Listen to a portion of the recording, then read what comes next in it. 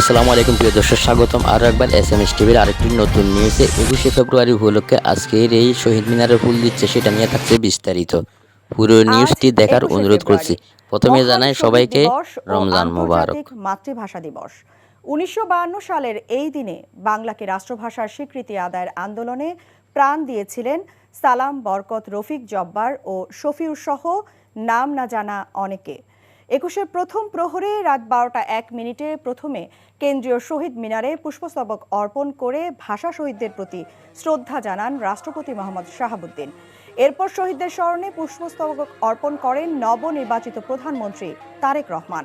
পরে মন্ত্রিপরিষদ দল হিসেবে বিএনপি ও পরিবারের পক্ষ থেকেও আলাদাভাবে শহীদ মিনারে পুষ্পস্তবক অর্পণ করেন তিনি। এ সময় শহীদদের আত্মার মাগফিরাত কামনা করে দোয়া মোনাজাত করেন প্রধানমন্ত্রী তারেক রহমান। পরে ভাষা শহীদদের প্রতি শ্রদ্ধা জানান বিরোধী দলীয় নেতা ও জামায়াতে ইসলামীর আমির ডক্টর শফিকুর রহমান, জাতীয় নাগরিক পার্টি আহ্বায়ক নাহিদ ইসলাম সহ বিরোধী দলীয় সংসদ সদস্যরা। দলীয় নেতাকর্মীদের শ্রদ্ধা নিবেদন শেষে সর্বসাধারণের শ্রদ্ধা নিবেদনের জন্য উন্মুক্ত করে দেয়া হয় কেন্দ্রীয় শহীদ মিনার।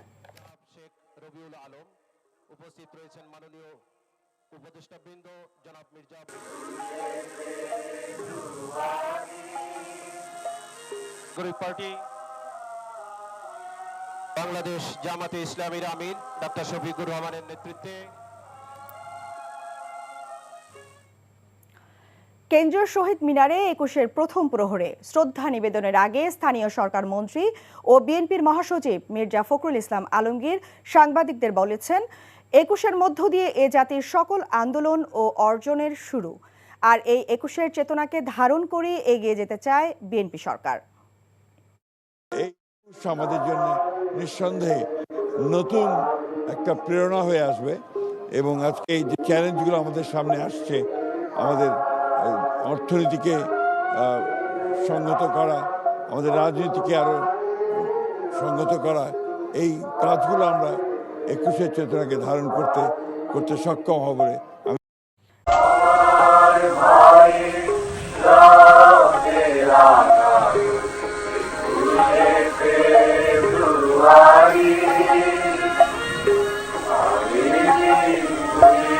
প্রিয় দর্শক, দেখতে দেখতে আমরা ভিডিও শেষে এসে পড়লাম। কে কোথা থেকে আজকের এই অসাধারণ 21শে ফেব্রুয়ারি ভিডিওটি দেখতেছেন অবশ্যই কেন্দ্রীয় শহীদ মিনার সহ সারা দেশের স্মৃতির বেদিতে লাইক, কমেন্ট, শেয়ার, ফলো দিয়ে আমাদের সাথেই থাকুন।